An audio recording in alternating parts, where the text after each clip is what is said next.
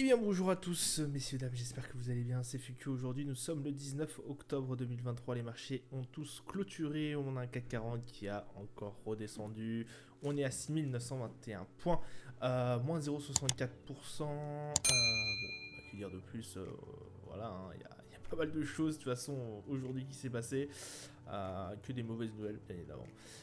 On a un Eurostox qui lui aussi descend, moins 0,38%, on est à 4090 points, le DAX, moins 0,33, 15045, le FTSE 100, moins 1,17, on est à 7499, le Dow Jones, moins 0,75, on est à 13186 points, pardon, non, 33 414, et le Nasdaq qui est moins 0,96, 13 186 points, le Nikkei 225, moins 1,91, on est à 31 430, pétrole Brent qui a bien remonté, hein, plus 1,74, 93 $, le once d'or 1974 31, plus 1,34, l'euro USD à 1,058, on est à plus 0,42%, Bitcoin 28 645 $, on est à plus 1,12. Au niveau des palmarès du SRD, Pernod Ricard qui prend un plus 4,76, Sartorius qui prend un plus 4,56, Rémi Cointreau plus 3,34, Nokia moins 6,79, Renault moins 7,33, Technip Énergie moins 13,75.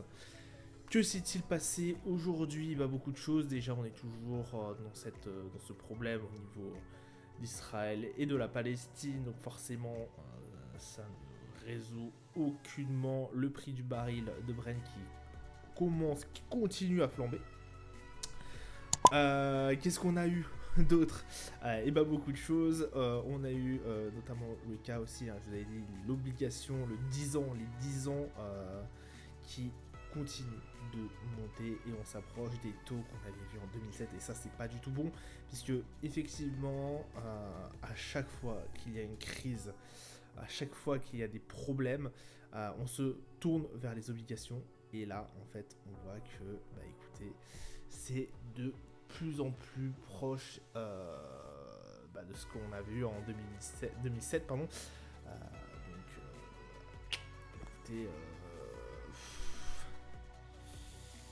Écoutez, ça continue d'être compliqué. Alors forcément, hein, la géopolitique rentre forcément là-dessus. Le 11 d'or hein, qui a lui aussi bien progressé, parce que là, plus 1,34 forcément, on est dans des crises géopolitiques, ça se complique. Voilà, on est vraiment dans un contexte très très particulier. En plus d'avoir une inflation, on a plusieurs guerres qui se sont déclenchées. C'est vraiment assez compliqué. Regardez, hein, le 10 ans US, on est à 4,92. Le 10 ans français, 3,50. C'est énorme. Hier, je vous avais dit, méfiez-vous des taux. C'est pour ça aussi, notamment, qu'on n'avait pas énormément gagné hier. Là, aujourd'hui, ça a été une hécatombe. Une hécatombe en plus qu'on a eu certains résultats d'entreprises. Je pense notamment à Tesla. Tesla qui, forcément, ont réduit leur marge et ont vendu certes plus de véhicules, mais ça n'a pas du tout plu aux investisseurs qui l'ont lourdement sanctionné. Je crois qu'ils ont perdu plus de 3%. 7%. Non, peut-être pas 7%, mais 3 ou 4, 9%, voilà, pardon, excusez-moi, j'étais pas là, 9% et quelques Tesla, Renault qui lui aussi perd 7%, alors lui c'est plus, parce que Tesla à les limites, j'ai envie de vous dire, c'était couru d'avance, puisqu'on savait que effectivement la marge était fortement réduite et ils ont joué sur le volume. Mais Renault, lui, écoutez, ça a été plus compliqué que ça. Effectivement, ils ont eu un effet de prix. Ils ont masqué du coup les volumes et des échanges négatifs. Je crois que c'était avec, effectivement, je vous avais dit dans plusieurs d'anciennes reviews que c'était avec le yuan et autres. Du coup,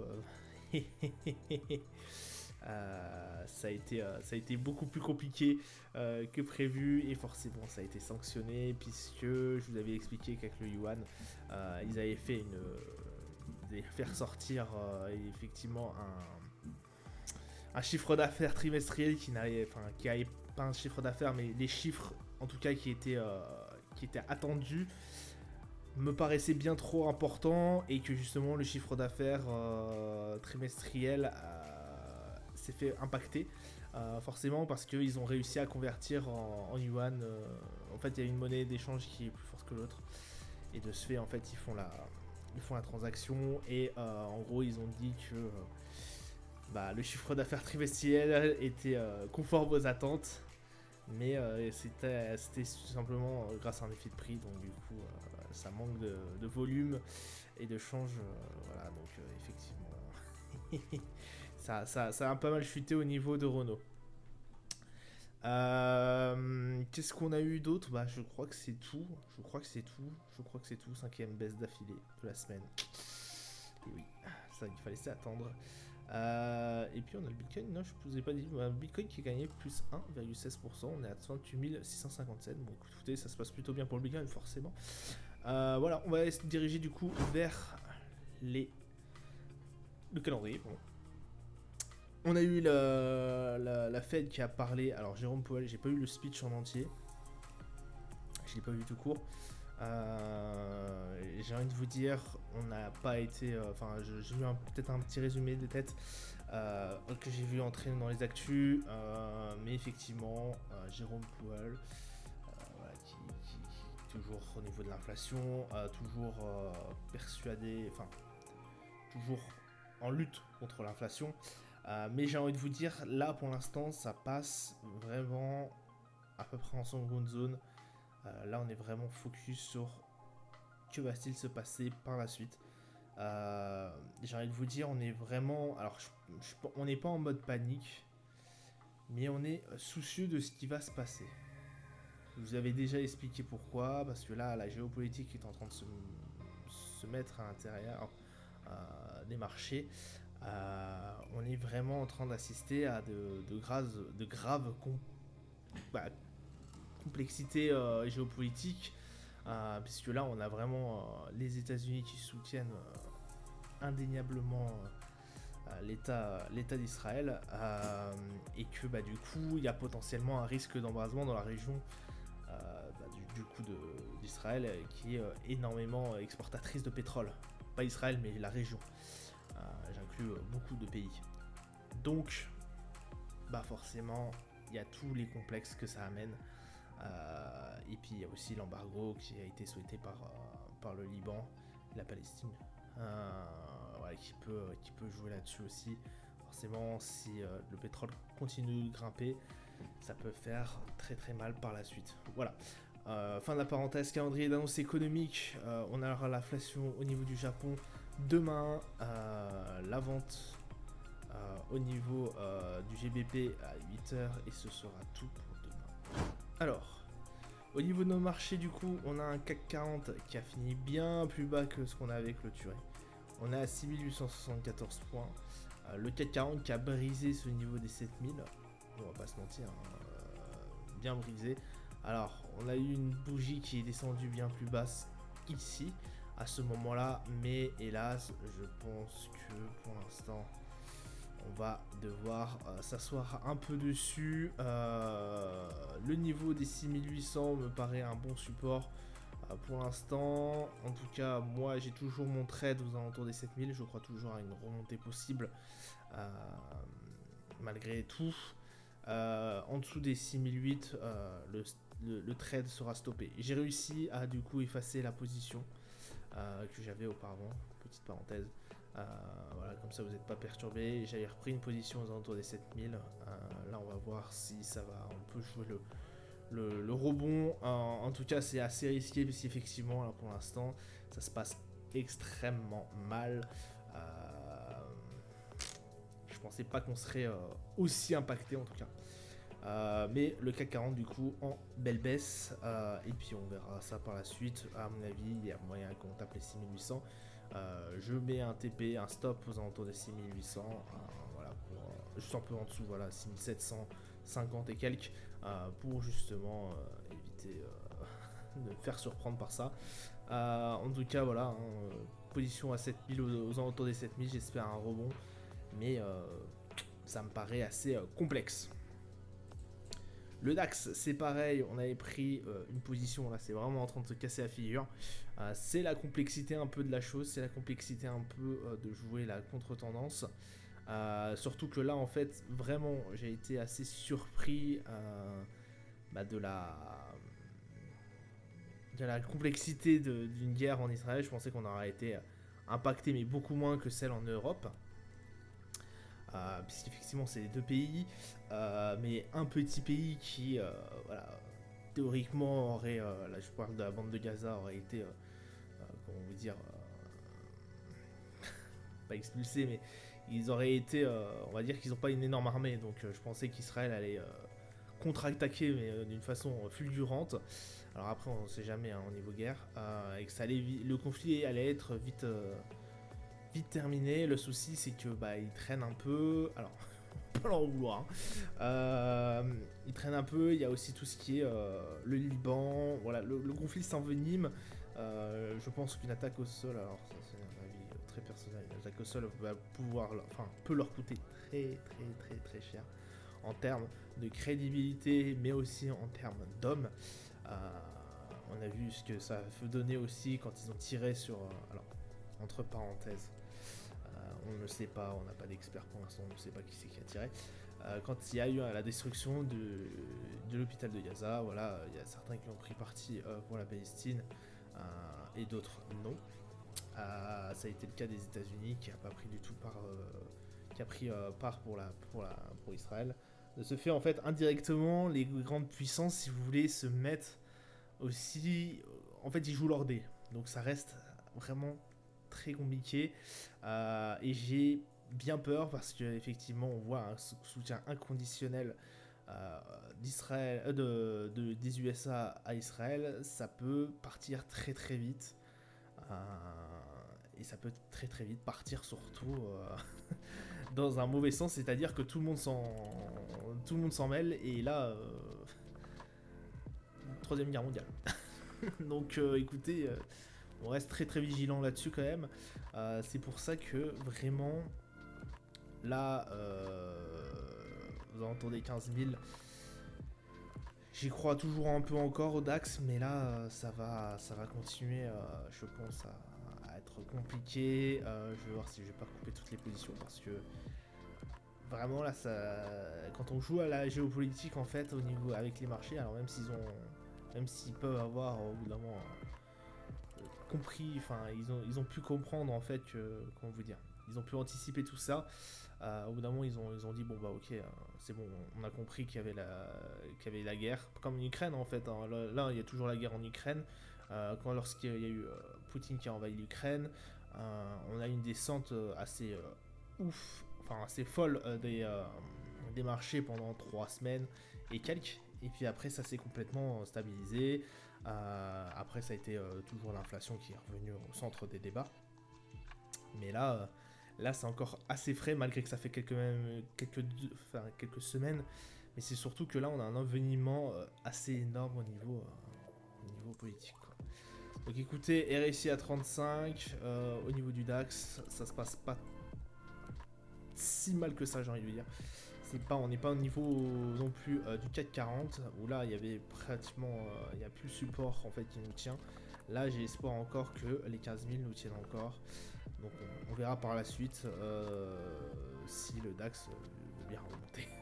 Le Brent, lui, quant à lui, se gave. Alors aujourd'hui, hein, c'est celle-là, c'est la journée juste avant. On est à 93,37$. Là, on a fait un beau trade. Aussi, ça a été assez haut. On va peut-être aller chercher les 95$ et quelques le baril. Ça nous ferait une belle remontée aussi. Et puis ça nous fera surtout aussi un beau trade. Alors 95$, j'ai envie de vous dire, dans le contexte là qu'on est en train de vivre, je vois même un 97$, quoi. Donc on va voir ce que ça va donner au niveau du Brent. Moi j'y crois dur comme fer. Là c'est possible effectivement qu'on remonte encore un peu. Le 11 d'or, lui, se gaffe totalement. Alors là c'est en train de remonter furieusement. Ouais, là, possible qu'on aille chercher les 2000$ le 11 d'or parce que là c'est vraiment en train de chauffer dur. 70 au niveau du RSI, donc là on est bien en zone de surachat. Bon, je reste quand même méfiant, je m'écarte quand même du 11 d'or, on sait jamais, malgré des grosses, voilà, des grosses tensions géopolitiques, on pense notamment à l'Ukraine qui était là, et à, au niveau Covid, on n'a jamais réussi à maintenir le cap des 2000 $ et quelques le 11 d'or. Donc on va voir par la suite, mais en tout cas là c'est en train de bien remonter. L'obligataire, forcément, comme vous avez pu le voir dans la review, c'est assez tendu.